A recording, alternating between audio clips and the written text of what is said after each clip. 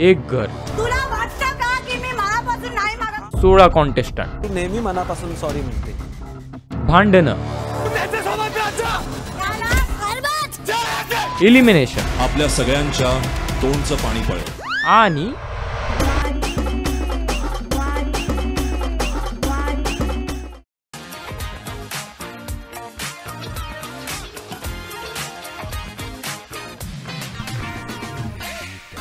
Big boss.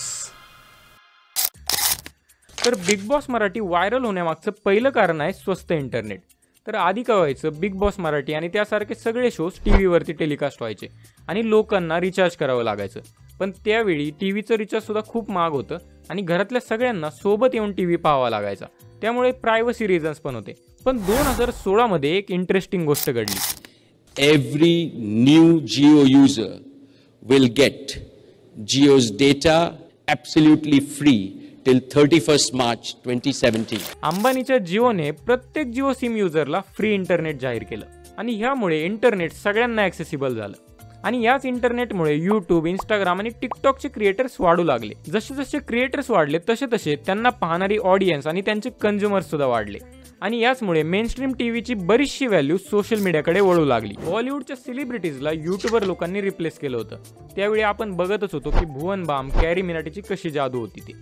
आणि हे सगळं पाहता बरेचसे टीव्ही शोज सोशल मीडिया आणि इंटरनेटकडे शिफ्ट होऊ लागले. आणि बिग बॉस त्यातलाच एक शो होता. पण जेव्हापासून बिग बॉसने OTT व्हर्जन रिलीज केले तेव्हापासून तर हा शो आणखीनच ॲक्सेसिबल झालाय. आणि त्यासोबतच सुरुवातीला बऱ्याचशा OTT प्लॅटफॉर्मची सबस्क्रिप्शन फी खूप कमी होती, जसं की रिलायन्स जिओचा 29 रुपयाचा महिन्याचा प्लॅन. पण तरी सुद्धा एका बाजूला हिंदी बिग बॉसला सगळे क्रिटिसाइज करतात, सगळे नावं ठेवतात, पण मराठी बिग बॉस एवढं का चालतंय?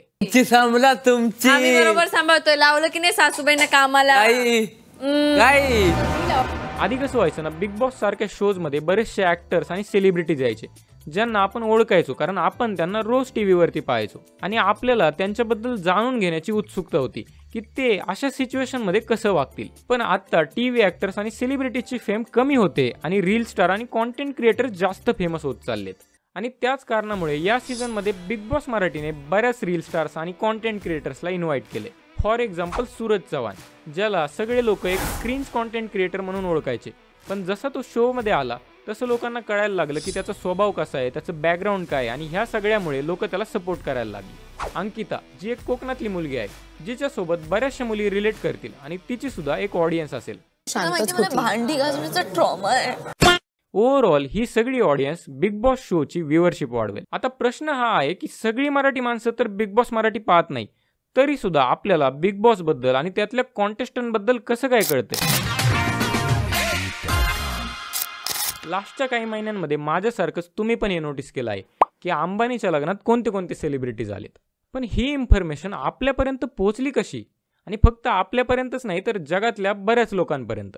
याचं उत्तर आहे PR, पब्लिक रिलेशन्स. मीडिया इंडस्ट्रीचं एक असं हत्यार ज्याच्या मदतीने तुम्ही काही फेमस करू शकता आणि पटकन कशालाही एक चर्चेचा मुद्दा बनवू शकता. तुम्ही हे नोटीस केलं असेल की जेव्हा पण एक नवीन मूवी रिलीज होते तेव्हा तुम्हाला त्या मूवीमधल्या मेन ॲक्टर्सचे व्हिडिओ व्हायरल होताना दिसतात. फॉर एक्झाम्पल उरी मूवीच्या वेळी तुम्ही विकी कौशलच्या वर्कआउट व्हिडिओज आणि आर्मी ट्रेनिंग व्हिडिओज पाहिले असतील, ज्या त्यावेळी खूप व्हायरल होत होत्या. आणि यासोबतच ज्यावेळी वेड रिलीज होणार होता त्यावेळी तुम्ही रितेश देशमुख आणि जिनी लियाच्या व्हिडिओ सुद्धा पाहिले असतील. आणि बिग बॉस सोबत सुद्धा असंच काहीतरी घडले.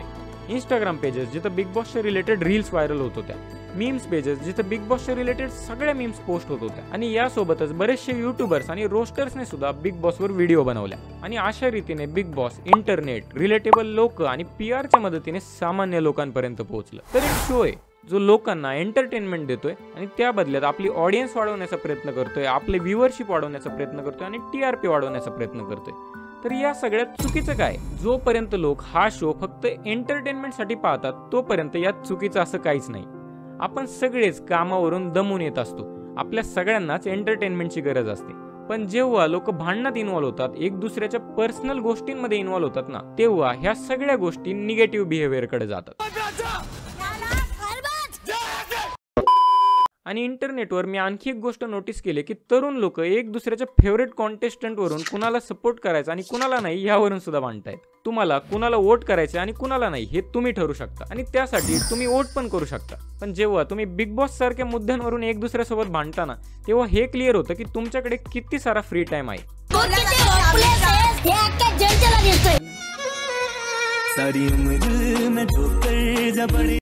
आणि एक गोष्ट नेहमी लक्षात ठेवा की हा शो स्क्रिप्टेड आहे. इथं जे काही घडते ते सगळं ऑडियन्सला एंगेज ठेवण्यासाठी होते आणि अशा प्रकारच्या गोष्टींमध्ये जास्त इन्व्हॉल्वमेंट झाल्यामुळे लोक चुकीचे रोल मॉडेल्स बनवतात. तर मग या सगळ्याचं सोल्युशन काय आहे? म्हणजे मला तुम्हाला काही लेक्चर नाही द्यायचं की लाईफमध्ये हेच करा तेच करा blah blah blah blah blah blah.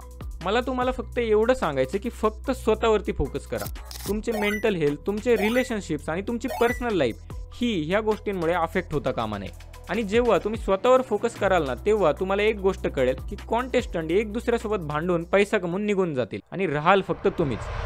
Bharat, ज्याला आपण तरुणांचा देश म्हणतो, पण त्यातलेच तरुण जर अशा प्रकारच्या शोजकडे डिस्ट्रॅक्ट व्हायला लागले तर कधी ते त्यांच्या करिअरवर फोकस करतील, कधी ते त्यांच्या जॉबवर फोकस करतील आणि किती स्किल सेट ते डेव्हलप करू शकतील आणि कधी या भारत देशाला ते सगळे पुढे घेऊन जातील. जर तुम्ही एक तरुण असाल तर मेसेज क्लिअर आहे.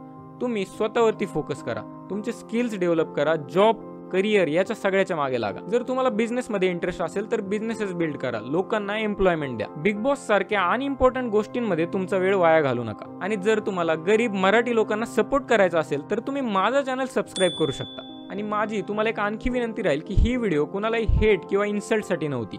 त्यामुळे कुणाचे डायहार्ट फॅन बनू नका.